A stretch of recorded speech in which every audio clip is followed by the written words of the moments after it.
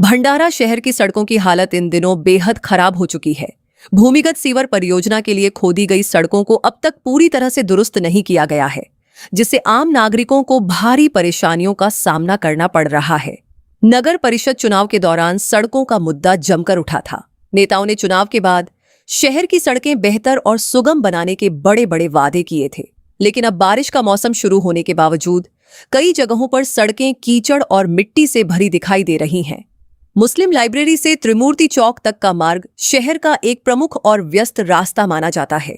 इस मार्ग से प्रतिदिन बड़ी संख्या में लोग और वाहन गुजरते हैं, लेकिन सड़क की बदहाल स्थिति के कारण राहगीरों और वाहन चालकों को काफी दिक्कतों का सामना करना पड़ रहा है। स्थानीय नागरिकों का कहना है कि सड़क की हालत देखकर यह समझना मुश्किल हो गया है कि यह शहर का रास्ता है या किसी ग्रामीण इलाके का। लोगों ने प्रशासन से जल्द सड़कों की मरम्मत कर समस्या का समाधान करने की मांग की है।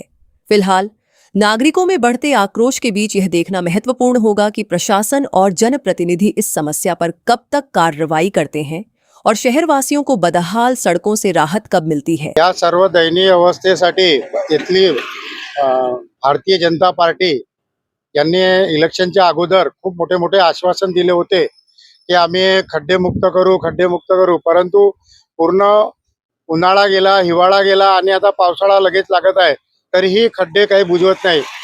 गडर लाईनच्या नावाने रस्त्याची पूर्ण वाट लावून दिलेली आहे।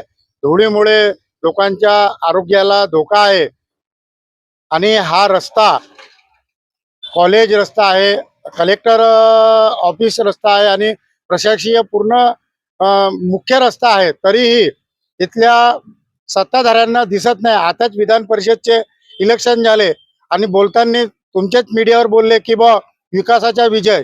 हा कसला विकासाचा विजय? लोकांचे जीव जात आहे, हाच विकासाचा विजय का?